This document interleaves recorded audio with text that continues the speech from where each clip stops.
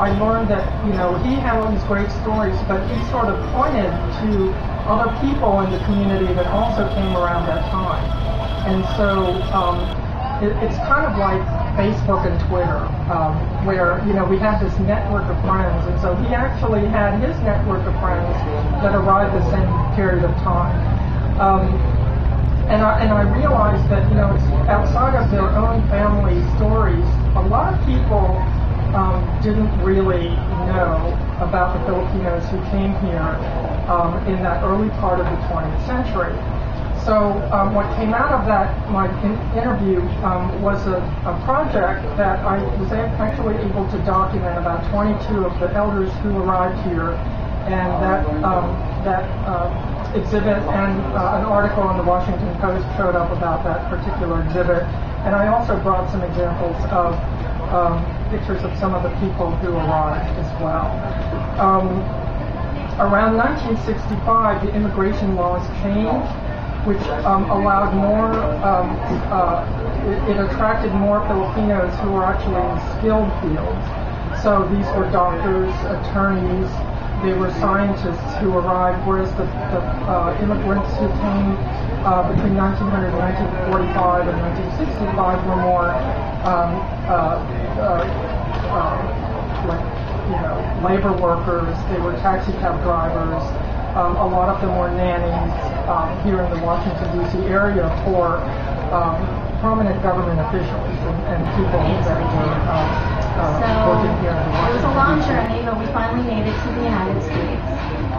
How many people live in this area? Okay, great.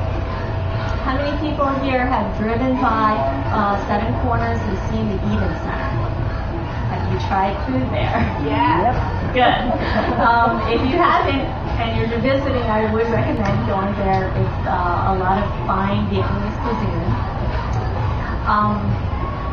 Vietnamese immigration to the Washington area really started in the 60s when some people were studying abroad from Vietnam, and during that time there was still a war in Vietnam. So there was still a relationship where people can come to the United States and study.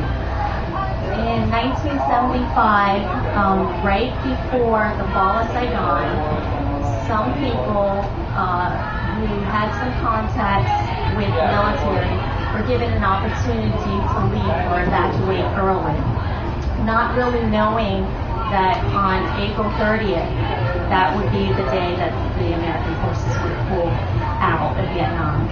So immigration to this area really started in 1975 when we had an influx of people come to the United States because of that. Being a part of the Fairfax County Asian American History Project, we were able to document that and find people who actually first lived in Fairfax County, so that was really, really nice. My family came in 1980, so there was some time where our family actually lived under the communist government. And for those who worked for the previous government, some of the immigration laws that affected our community. I think I'm very typical of some of the Chinese, a certain section of the Chinese population who came here for and worked with federal government. They just talked about many of the people of my generation and my background is coming here to be part of the federal government. My case, coming from California, raised in California, coming here to work for the Department of State to be Foreign Service Officer. And you find a lot of that being there. Now, originally there was actually a fourth person on our panel.